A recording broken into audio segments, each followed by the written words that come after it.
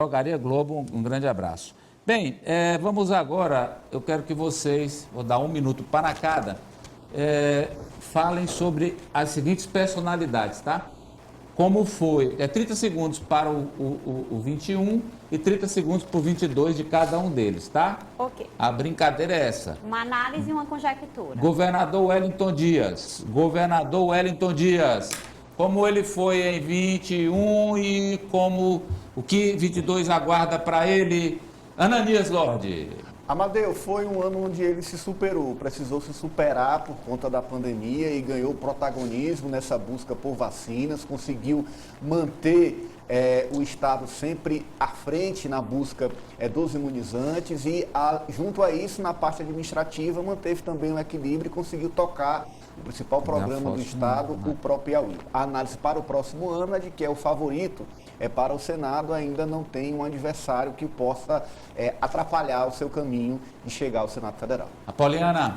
Amadeu, foi o ano em que o Wellington Dias apareceu de fato para o cenário nacional, se colocou numa posição de protagonismo entre os políticos do nosso país e para o ano que vem, acredito que o Wellington vai ser um trator e o grande articulador das eleições de 2022.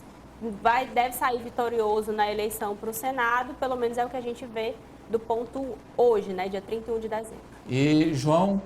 Eu acho que o governador, além da questão do protagonismo, a gente pode destacar a questão da recuperação financeira do Estado, que aí ele já encampou aí também, já pega o viés de encampar a candidatura do seu pupilo, Rafael Fonteles. Amadeu, a gente tem uma situação tão saneada no Estado, do ponto de vista fiscal e financeiro, que aconteceu uma coisa que eu não me lembro. Eu tenho 25 anos de jornalismo aqui, praticamente. Eu não me lembro de nunca o governo pagar dentro do mês, fazer o pagamento do salário do servidor dentro do mês e pagar o 13º antecipado. Esses dois fatores eu não me lembro ainda, desde que eu comecei no jornalismo, ter conseguido isso. Isso tem um efeito prático, não é como um protagonismo que tem uma repercussão muito mais lá fora. Isso tem um efeito prático junto ao eleitorado, porque o nosso grande empregador ainda é a máquina estadual, e isso também vai pesar na eleição, que eu acho que ele não vai ter muitas dificuldades no caminho para o Senado, não. Então, Sara? Olha, vou reforçar o que os colegas falaram, forte liderança na busca por vacinas, condução da pandemia aqui no Piauí e a reorganização financeira do Estado, e isso foi visto, como o João citou, com essa antecipação de pagamento, enfim. Agora, para 2022, eu prevejo para o governador algumas dificuldades, acredito que ele é um hábil político, vai conseguir superá-las, para organizar a base, organizar os aliados, nos partidos para formar essas chapas. Há dificuldades, a gente fala todos os dias aqui no Jogo do Poder, e ele vai ter que usar toda essa habilidade que a gente sabe que ele tem, mas não vai ser fácil, viu, Amadeu? Porque são muitos interesses e talvez perca alguns nomes para a oposição. É normal, é natural essa troca aí, esse ajuste, nem todo mundo vai ficar. Então, Ari? Neste ano, né, nós ainda estamos no último dia do ano, ele se nacionalizou, né? Internacionalizou até, porque, dado momento, ele teve destaque em publicações fora do Brasil. E no próximo ano, em 2022, eu acho que ele vai se ministerializar. Por que ele vai se ministerializar?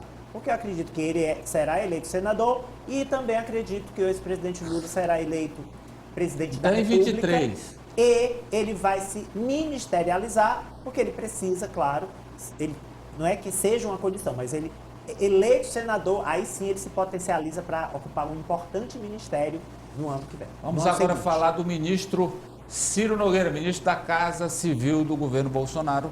Ciro Nogueira, eu começo com você, Farol. Bem, o Ciro, ele, só tenho certeza de uma coisa sobre ele. Ele estará ocupando espaços no governo federal em 2023. Se o Bolsonaro se reeleger, ele estará ocupando os melhores espaços. Se o Lula se reeleger, ele também vai estar ocupando bons espaços. Mas vai demorar um pouquinho entre a vitória do Lula e a ocupação do ministro, porque ele é do Centrão, ele é o líder do Centrão. Qual é a tática?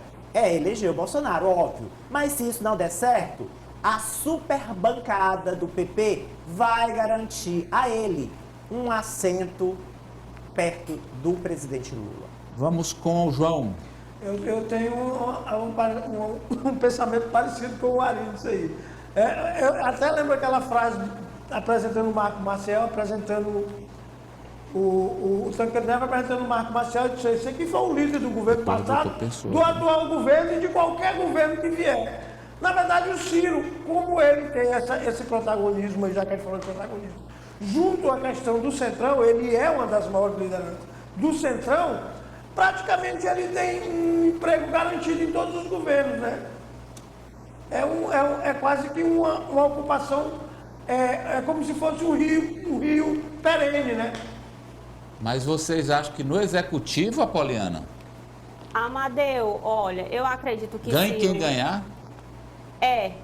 Eu acredito que Ciro já se mostrou muito maleável. A história recente do próprio ministro mostra que ele consegue passear muito bem, seja quem estiver no poder. Até já mencionei aqui no programa que a própria aliança dele com o Bolsonaro pode ter um prazo de validade, porque sim, se as coisas derem errado mais ainda para o presidente, ele desembarca dessa nau aí muito facilmente. Olha, já vou fazer uma provocação.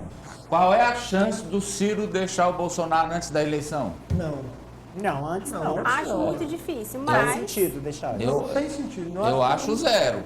Eu Eu não acho indicaria, zero. assim, A também ocupação acho de zero. espaços é no governo seguinte. Até porque ele já se independente do comprometeu conselho. demais, né, Amadeu? Não tem Não como tem mais como voltar, e não tem. Pois é, Nesse caso aí não tem. Nesse governo Nem ele nada. atravessou o Rubicão já. Já não o tem como Rubicão. voltar, né? Fala, Sávia. Esse foi o ano que o ministro, que sempre foi conhecido como articulador de bastidores, figura relevante nacionalmente, ocupou um holofote, né? Então, assim, foi um ano de grande ascensão dele, e para 2022 eu prevejo aí que vai ter que tomar decisões difíceis. Silvio, Iracema, ele próprio, alguns falam, né? Mas de fato vai ser um ano de colocar o 11, né, o 11 do Progressistas como protagonista, de fato, para ter aí relevância, e esse antagonismo com o Wellington Dias vai escalar, né? Pois não, João? Lorde. Amadeu, o ministro chegou ao auge da carreira política. Hoje ele é ministro-chefe da Casa Civil. Pode avançar ainda mais? Pode, é possível. Ele sabe o caminho para isso, sabe como chegou a esse posto muito alto na política nacional. Chegou tendo uma base de parlamentares no Congresso Nacional, Câmara e Senado, aliados políticos, liderando esse bloco, liderando esse grupo.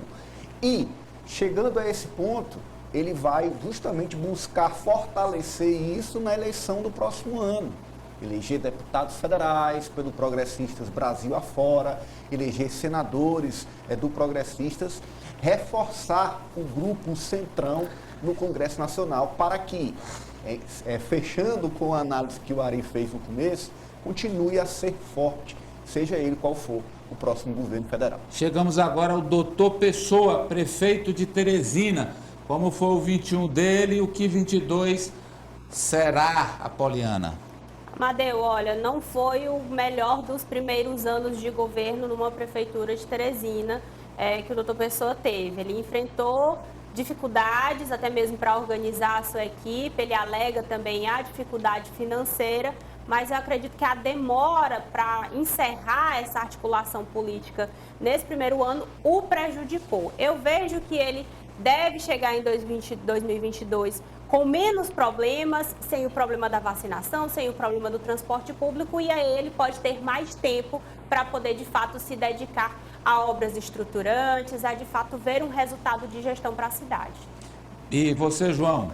Eu vejo que concordo em parte com a Apoliana, e acho que principalmente a questão do transporte e essa herança que ele pegou. O transporte é uma das heranças, a falta de transporte, na verdade, porque quando ele assumiu já estava o caos no sistema público de transporte municipal. Essa herança, ela acontece em outras áreas.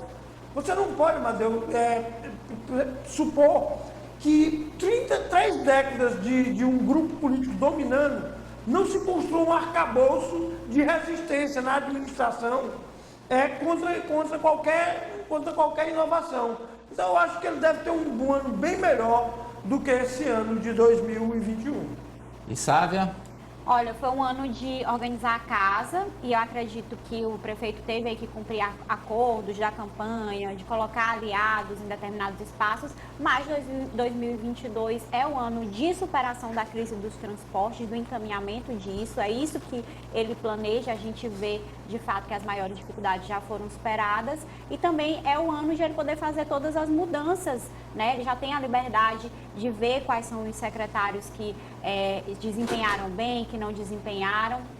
E vai ser um ano de mudanças, acredito, de um novo tom na gestão do Dr. Pessoa. Os aliados esperam isso e eu acho que ele vai fazer essas mexidas necessárias. Ananias? Primeiro ano de muita dificuldade. Olha, você vê que o campo político até ajudou.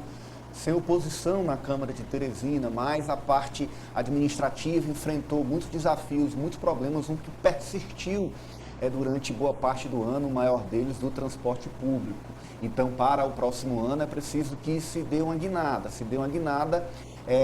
para depois dessa ruptura, com tantos anos de gestão tucana, isso faz parte dessa ruptura, essa dificuldade inicial, mas para o próximo ano certamente é um ano desafiador que o governo vai ter que provar e mostrar a que veio atendendo às demandas da população de Teresina. E o Farol?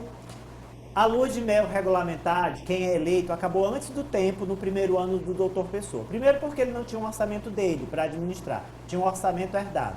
Segundo, porque ele herdou, como o João falou, problemas graves e crônicos da capital. E terceiro, porque na minha avaliação, ele não teve muita habilidade para montar o secretariado dele. Poderia ter montado uma equipe mais coesa, mais sinérgica,